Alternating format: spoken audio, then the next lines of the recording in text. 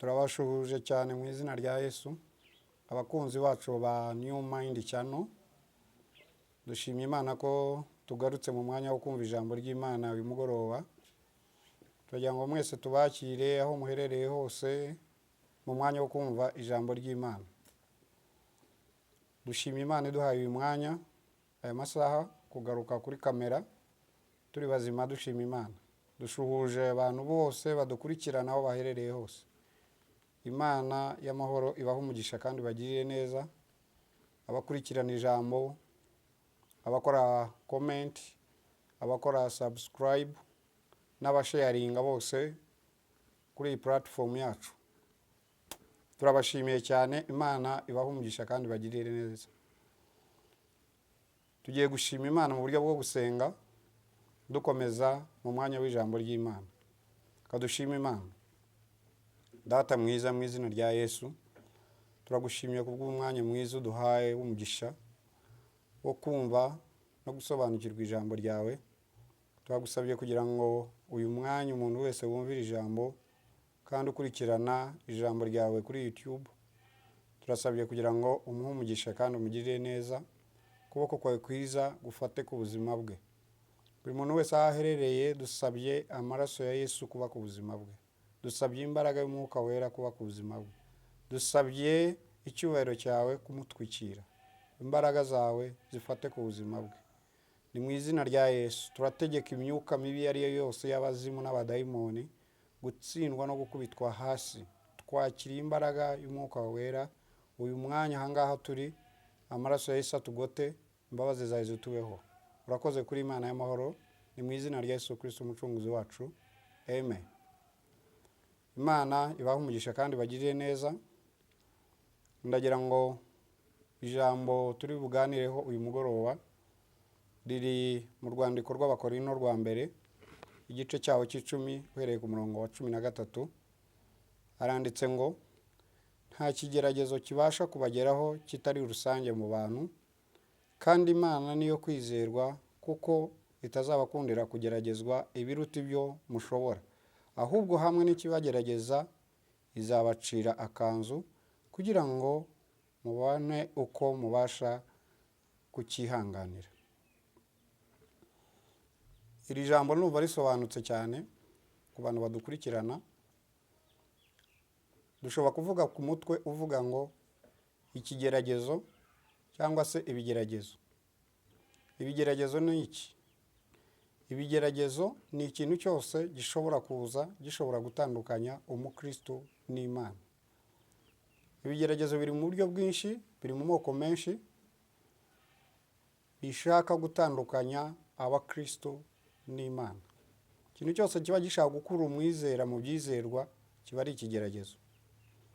Indwara ishobora kuba ikigeragezo ku mukristo, ubukene bushobora kuba ikigeragezo ku mukristo, intambara zishobora kuba ikigeragezo ku mukristo.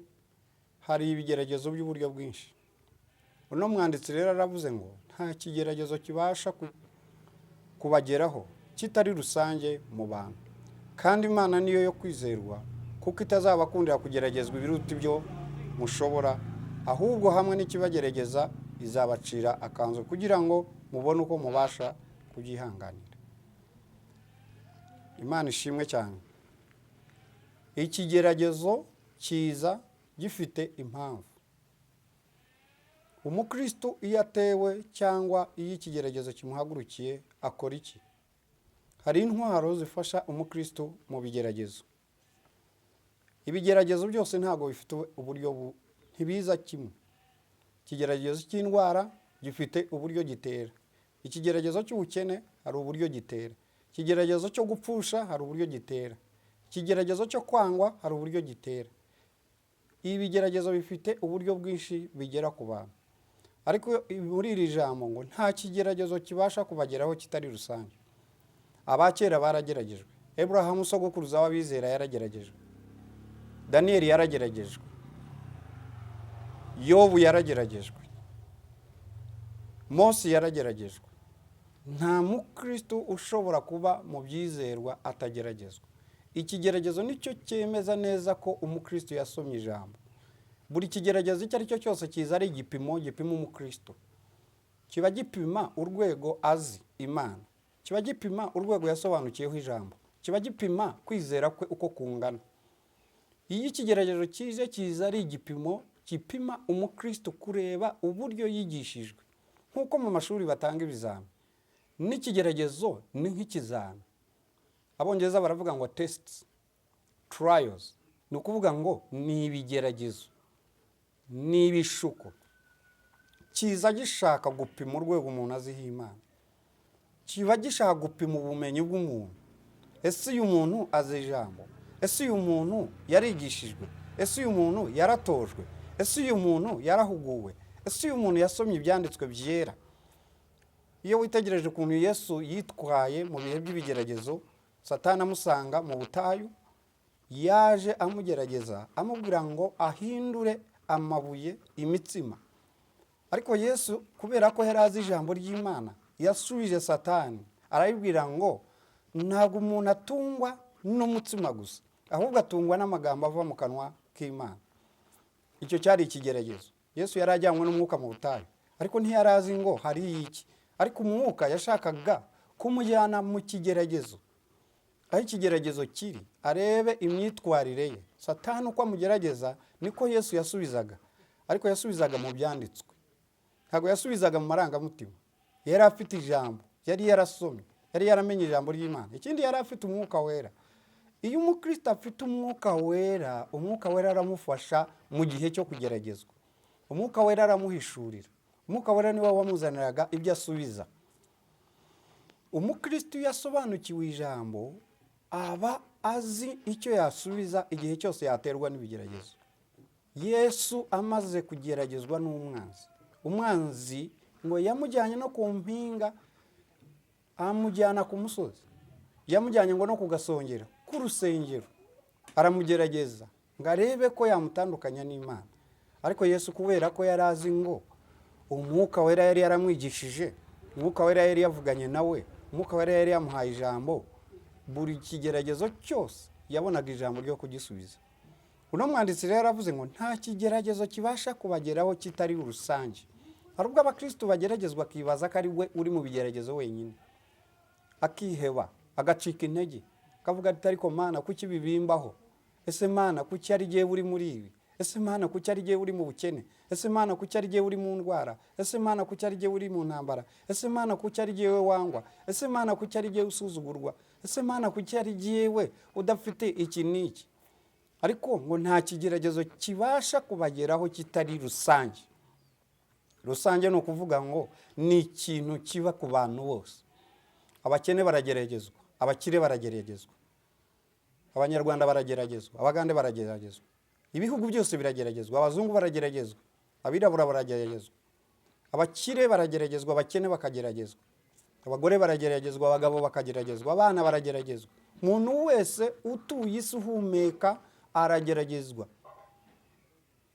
Yesu rero kuko yageragejwe, Bibiliya ivuga ko ashobora no gufasha abageragezwa, kuko ubwe yarageragejwe, ashobora no gutabara abari mu bigeragezo. Abaheburayo, niko urwandiko rw'Abaheburayo ruvuga ngo kuko ubwe yageragejwe, ashobora no gutabara, ashobora no gufasha abageragezwa. Imana ishimwe cyane. Nta kigeragezo kibasha kubageraho kitari rusange mu bantu, kandi Imana niyo kwizerwa, kuko itazabakundira kugeragezwa ibiruta ibyo mushobora. Ni ukuvuga ngo Imana ni umuhanga, Imana ifite ubwenge, ntabwo yakundira umuntu kugeragezwa ibiruta ibyo ashoboye. Buri muntu wese aba afite ikigeragezo cyo kwizera bijyanye n'uko kwizera kwe kungana.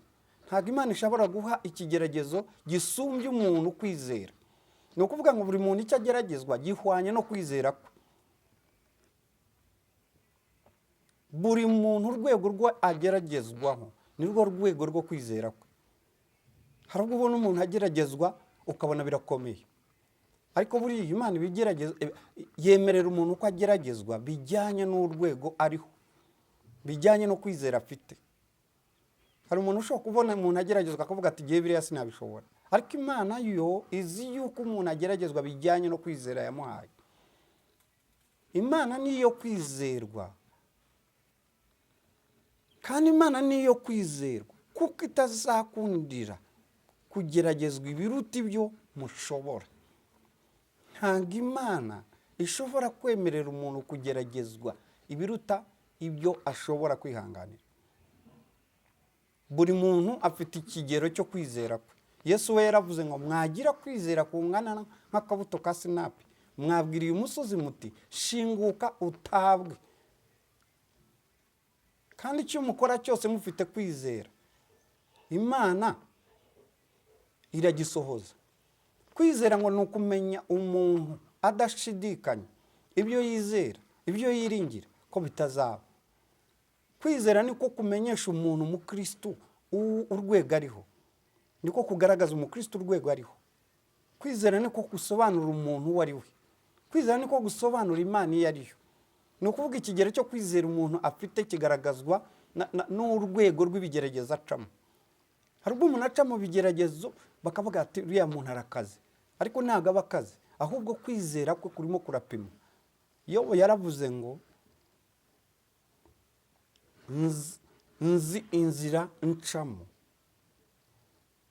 nimara kwemerwa nzavamo meze nk'izahabu nziza. Ni ukuvuga ngo Yobu we yari azi inzira arimo yo kugeragezwa, yari azi ko arimo aca mu bigeragezo. Ikindi yari azi ko azanavamo atunganye.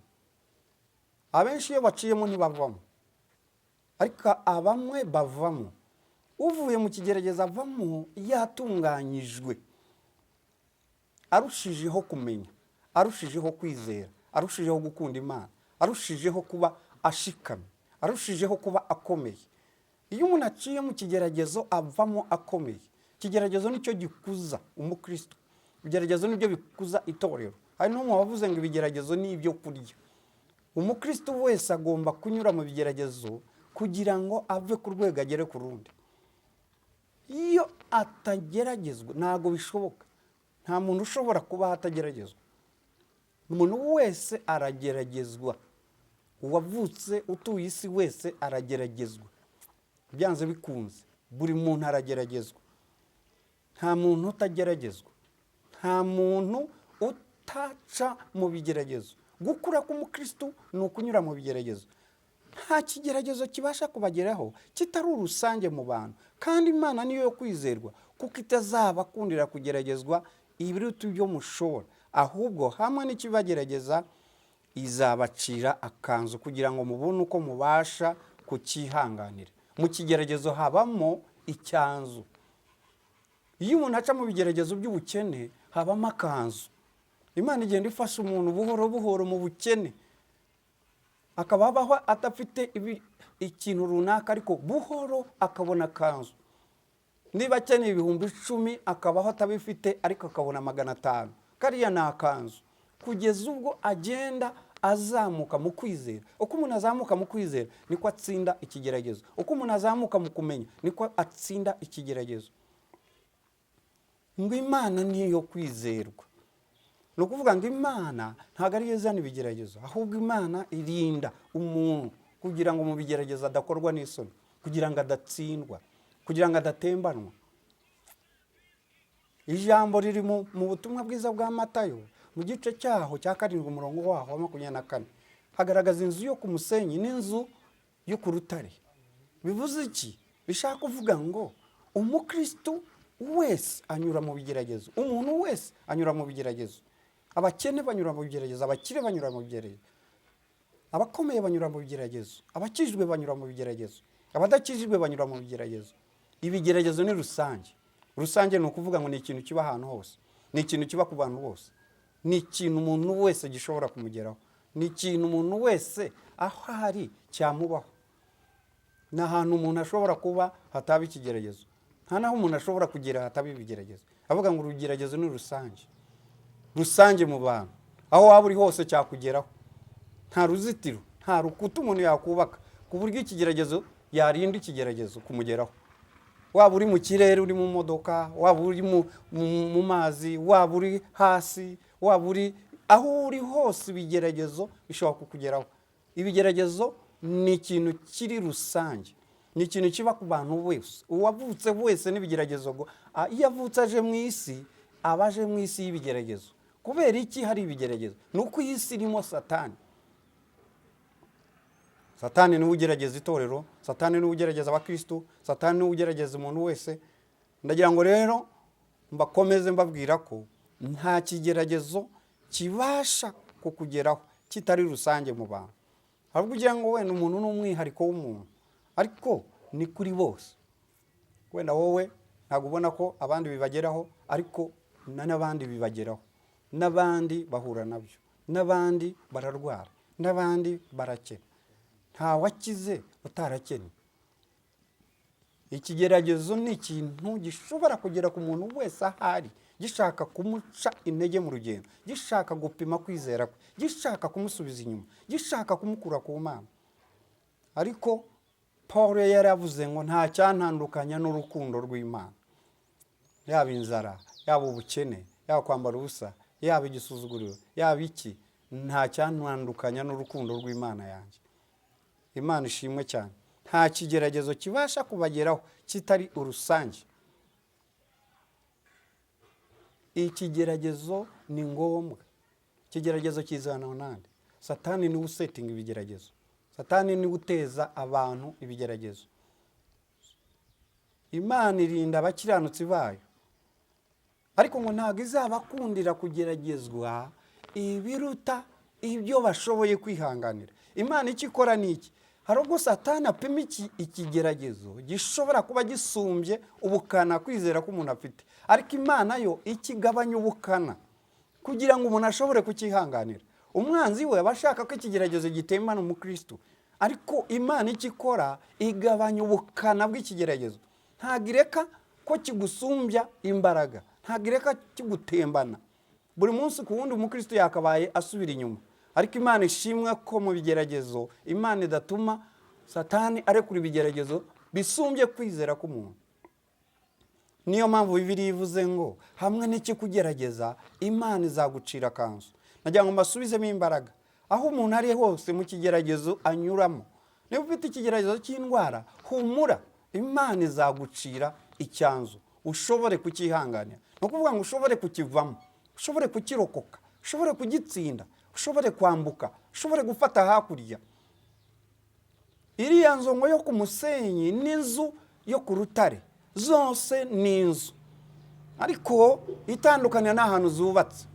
Niko Yesu yavuze ngo wumva amagambo yanjye akayakomeza azamera nk'umunyabwenge wubatse inzu ye ku rutare. Amaze kubaka inzu ku rutare, imvura iragwa, imivu iratemba, umuyaga irahuha, byose byikubita kuri iyo nzu. Inzu ntiyagwa. Kubera iki? Ntiyaguye kubera ko yubatse ahantu hakomeye. Ni muri Yesu twubaka inzu igakomera. Iyo twubatse ku Mana, inzu yacu irakomera. Iyo twubatse mu kwizera, inzu yacu irakomera. Ibyo dukora byose birakomera kubera aho twubatse. Iyo umuntu yubatse ku rutare, ni uburyo bwo kwizera. Inzu yubatse ku mucanga ni umukristo udafite kwizera, ni umukristo utizera, ni umukristo utiringiye Imana, ni umukristo washoye ibitekerezo n'imizi ye mu by'isi. Ibigeragezo iyo bije aragwa, ibigeragezo iyo bije asubira inyuma, ibigeragezo iyo bije acika intege, ibigeragezo iyo bije abivamo. Ariko Bibiliya yatubwiye ngo nta kigeragezo kibasha kubageraho kitari urusange mu bantu, kandi Imana niyo kwizerwa, kuko itazabakundira kugeragezwa ibiruta ibyo mushobora. Icyo kintu ni ikintu cyo kumvikana cyane. Ntabwo Imana ishobora gukundira Satani ko asetinga ibigeragezo bisumbye iby'umuntu ashoboye. Imana ishimwe cyane. Nta kigeragezo kibasha kubageraho kitari rusange. Hamwe n'ikitugerageza ngo Imana izaducira icyanzu. Ndagira ngo mbigishe ko mu bigeragezo Imana ica icyanzu. Idaciye icyanzu ikigeragezo cyahitana umuntu. Hari ubwo biza bikomeye, hari ubwo biza biremereye, hari ubwo biza bifite ubukana. Ariko hamwe n'ikitugerageza Imana izaducira akanzu. Imana ishimwe cyane. nta kigeragezo kibasha kubageraho kitari rusange. Wowe uribona ukagira ngo ni wowe ukirimo wenyine, ariko n'abandi babirimo. Habwo umuntu akena akagira ngo ni wowe wakennye gusa, ariko n'abandi barakena. Habwo umuntu arwara akagira ngo ni wowe warwaye wenyine, ariko n'abandi bararwara. Habwo umuntu apfusha akagira ngo ni wowe wenyine ibyago biriho, ariko n'abandi babicamo. Nta kintu cyihariye umuntu ashobora kuvuga ngo iki ni igihe cyabayeho jyenyine ku isi. Ni ukuvuga ngo ibigeragezo rero ni rusange, n'abakera byababayeho, n'abubu bibabaho, na Yesu yabiciyemo. Ubwo rero yageragejwe agatsinda, abasha no gutabara abageragezwa bose. Nagira ngo rero ngane ku musozo mbabwira ngo mukomere, mushikame, mwizere Imana, kandi Imana niyo kwizerwa, izabacira icyanzu mu bigeragezo. Buri wese ufite ikigeragezo anyuramo, Imana izamucira icyanzu ashoboye kukihanganira. Nagira ngo dusenge. Data mwiza, mu izina rya Yesu turagushimye kubw'umwanya mwiza w'ijambo ryawe.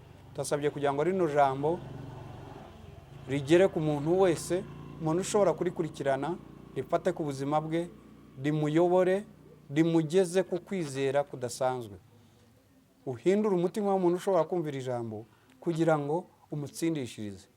Umuntu wese ushobora kuba akurikiranye rino jambo ari mu bigeragezo, dusabye kugira ngo imbaraga zawe z'umwuka wawe wera umucire icyanzu, umuha imbaraga, we kumukundira kugeragezwa ibiruta ibyo ashobora kwihanganira. Muri icyo kigeragezo umuciremo icyanzu ashobore kukihanganira. Mu izina rya Yesu turategeka imbaraga mbi zose z'ubukana bw'ibigeragezo ushobora gutera umuntu no kumuca intege no kumunamura mu rugendo rw'agakiza. Turasabye amaraso ya Yesu Kristo menshi gutwikira no kweza no gutunganya umuntu wese ushobora kuba yumvira ijambo. Reka amahoro yawe n'imbabazi zawe zibe ku bantu bawe, icyubahiro kibi cyawe. Urakoze kuko uri Imana y'amahoro, mu izina rya Yesu Kristo umucunguzi wacu, amen. Bagira ngo tubasabe gukora subscribe, gukora comment, gusharinga kugira ngo iri jambo rigere ku bantu benshi. Murakoze cyane. Imana ibahe umugisha kandi bagirire neza, mu izina rya Yesu, amen.